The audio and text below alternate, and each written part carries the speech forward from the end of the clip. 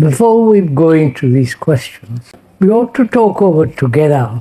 If we can ask a question from a state of mind or brain that is holistic, that sees, comprehends, or perception of the whole human problem, not just one particular problem, but all problems are related to each other. There is no one separate problem disassociated from the others. If that is so, then to ask a question or to face a problem from an integrated outlook. You understand? Most of us are fragmented, broken up. Business, religious, family life, sexual life, religious life, and so on. We're all not a holistic, whole human beings, which is a fact. We look at life from a particular point of view, from a conclusion, or from some idealistic concepts. These are all fragmented outlook on life, right? We are talking things over together. And can we ask or face a problem from a wholly different outlook, which is not fragmented at all? You understand? Are we meeting each other in this? We just thought of it as we came across the lawn here. Whether we ask any question or face any problem holistically, I hope you don't mind using that word, though one has it's a so-called scientific word, but we can, I hope the scientists will forgive us if we use that word. From a point of total integration, integrity, and ask questions. It's rather interesting if we go into it.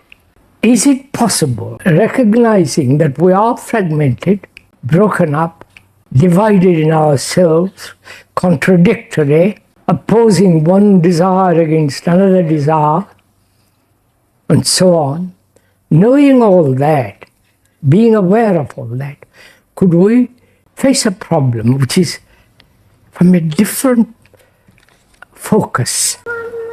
Why do we have problems? We've got so many problems, political, religious, sexual, and so on. We have multiple problems in life.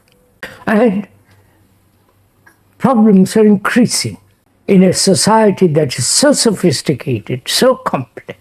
Overpopulation, bad governments, and so on. And in the resolution of one problem, we seem to increase, right? Why? In answering this question, that's going to raise the answer is going to awaken similar problems. Why do we have problems? And is it possible to meet a problem without a brain that is already conditioned to solve problems? Neither do I for the moment. So let's look at it. We go to school very young, almost 5 or 7 and so on, and children are faced with a problem. Mathematical problem, how to write, how to read, how to learn mathematics. It becomes a problem. So from childhood, our brain is conditioned to solving problems, right? This is a fact. It's not some fantastic theory of the speaker. So one goes to college, there are again problems. And university, jobs, various functions, vocations, and so on. Problem after problem. Our brain is full of problems, right? And we're always seeking from a brain that is conditioned to solve problems, we're always seeking a solution to problems, right? Is this clear? We are together in this. Now, how can the brain solve problems if it is not free from problems, right? Are we together a bit in this? Rather interesting question. Let's go into this. Our brains are conditioned from childhood. And as the brain is conditioned to solve problems, it's always seeking a solution. And it's not understanding the problem itself, but the solution of the problem, right? Are we together a little bit in this? Yes? Good. And is it possible not to have a brain that is not conditioned to problems? You understand my question? I'm asking you, sirs and ladies, your brain is conditioned now to the solution of problems. And we have never solved the problems. They're increasing more and more and more. Why? Is it because a conditioned brain, which is embedded in problems, can never solve problems? Right, you understand? Have I put the question? Oh, come on, sir. Is it possible to have a brain that is not conditioned to the solution of problems, but to the understanding of problems? Isn't there a difference between the solution of problems and the understanding of the problem? In the understanding of the problem, the solution may lie in the problem, not away from the problem. Right? Take a very ordinary example. We have never stopped wars. Human beings on this earth, since they have come on this earth, have had wars. And we have never solved the problem of war. But we try to reorganize how to kill man better. And this reorganization, how to kill man better, is called progress. If you're following all this is not a joke. So we move from organization to organization. We had first the League of Nations, and now we have the United Nations. But wars go on. They have different organizations. So we move from one organization to another, hoping thereby to solve problems and multiply problems. So we never stop wars. And the cause of war is nationalism, economic division, local division, and so on, so on. Division. Linguistic, racial, religious, economic, cultural, and so on. These divide man. We're all human beings. We all suffer. We all have pain and anxiety and boredom, loneliness, despair. We don't tackle that. But we want to solve the problems that seems to have an external causes, right? So we are asking, can the brain, recognizing, seeing that it is conditioned to the solution of problems from childhood, be free of it and then face problems? Right, sir? Will you do it? That is the question. To be conscious, to be aware that our brain, that we as human beings from the beginning of life, we're always struggling with problems and trying to find the right answer to them. The right answer can only be when we recognize the brain is conditioned, and as long as that brain is conditioned to solving problems, we will never find the right answer. Clear? So, do I recognize that fact? Not the idea, but the fact. There's a difference between idea and the fact, right? I hear this statement, and from that statement I draw a conclusion, quite right, maybe so, and from that statement I abstract an idea of it, and then pursue the idea, not the fact that my brain is conditioned to solve problems. That's the fact. Not that I should be free of this conditioning. That's not fact. You understand? So the brain is conditioned. And as long as that condition exists, multiplications of problems will go on, reorganization of the problems will go on, and changing from one capitalist society to totalitarian society or this or that will always bring about enormous problems, right? Can you and I be free of the brain that is conditioned, that is to be aware of it and see the depth of it, the truth of it, the logic, the sanity, the reason of it, and not move away from that, not find some abstract explanation. Right? Is this all right? I'm asking if it's all right. Perhaps it's all wrong. No, it's not all wrong. This is a fact. If one cannot get on with one's wife, quarrels, contention, the rest of it, and one divorces, then go to choose another person and keep on repeating this, right? If one has the money and if one has plenty of time and energy, this is the game that's going on in the world on a small or a bigger scale. But the problem is not divorce or on all the complications of relationship, but to understand the depth of relationship, the meaning of relationship.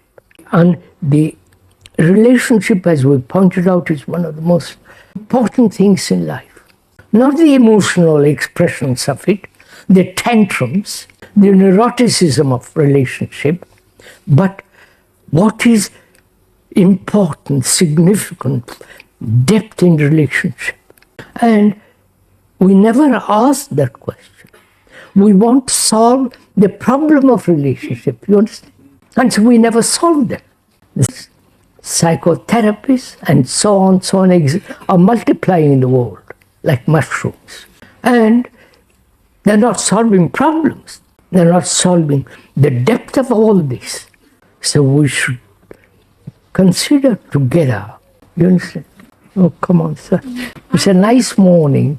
Are you saying that if we had a system for solving problems, then every time we approach a problem, we use our system? That's right. Instead of understanding? Lady is saying if we have a system, a pattern of solving a problem, then the system is operating, not the understanding and the depth of the problem. The same thing. We were talking about the art of living.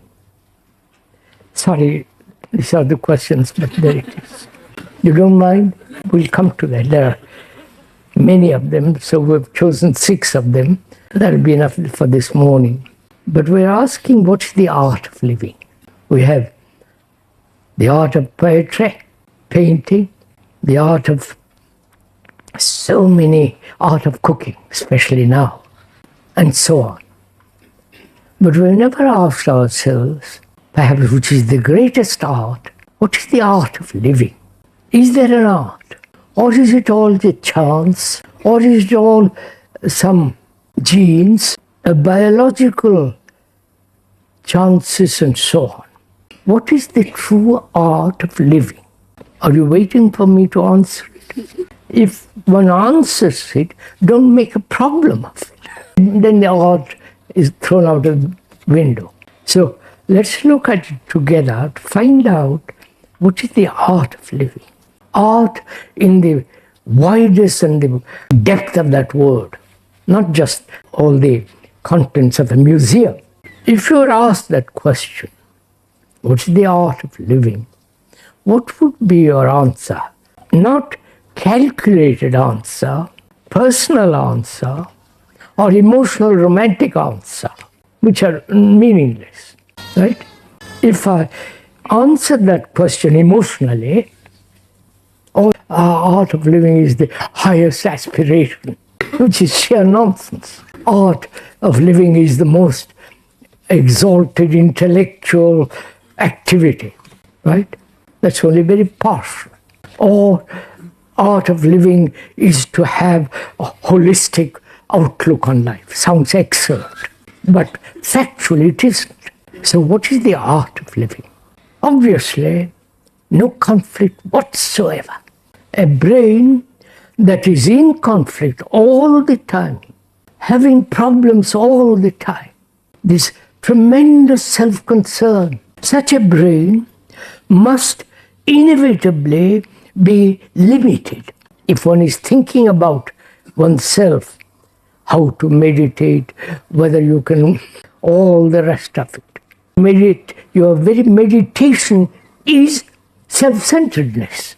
So, the art of living, it appears, you can add to it more, to live without conflict. Is that possible at all? That is to understand the opposing elements in one's life, right? Desiring one thing, opposed to that desire another thing. This corridor of dualities and this self-centeredness. As long as that self-centeredness exists, there must be conflict. Because self-centeredness is limited, small, petty. But you listen to all this, but carry on. And you say that's not possible in modern society to live without self-centeredness, at least a little bit of it.